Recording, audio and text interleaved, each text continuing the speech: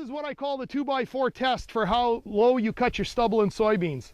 My best soybean harvesters, when they put this 2x4 on its side in the ground, that's how short their stubble is.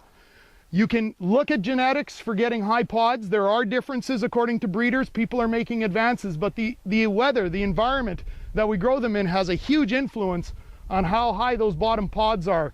No matter what you do, this is the level of cutting you want to get to. When we go and look at pod height in various varieties or for various research studies, what we do is we slide this 2x4 along, and if a pod touches this 2x4, we consider that one as one that's going to be lost in the crop.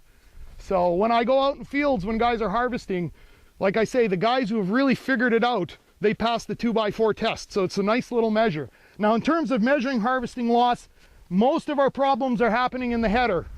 That's where we're causing about 80% of our loss. Setting the combine isn't nearly as tough, but it's that header that's the problem. What I encourage you to do is combine a bit, back up 20 feet so you're just looking at what passed the header, but it didn't, you know, you're not back to the back end of the combine yet in that area.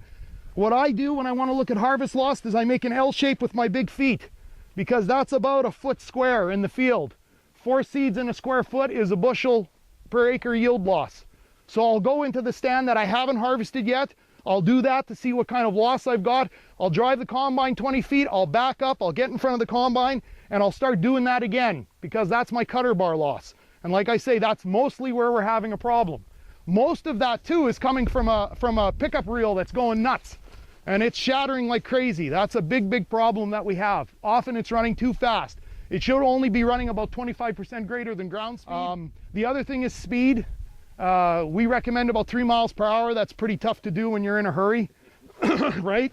But you have to be careful. Harvest losses can really sneak up on you. And it's something that a lot of people don't check. There are techniques to do a very good job of checking in front of the header and behind the combine. Pioneer Hybrid puts out Pioneer DuPont, sorry, puts out 2 great field fact sheets on that. And if people want that reference, I can provide it to you later. They do a really good job of that. And there are techniques you can use to do very precise measurements, but we're all in a hurry. So remember making an L shape with your feet, make a square foot, start counting. You can figure it out pretty quick if you're overdoing it. Harvest loss should be about 1 to 3%. And cutter bar height, as I say, you get up to 3 inches instead of 1.5 inches. I've seen guys losing 5 to 7 bushels because of that move. So it's really critical.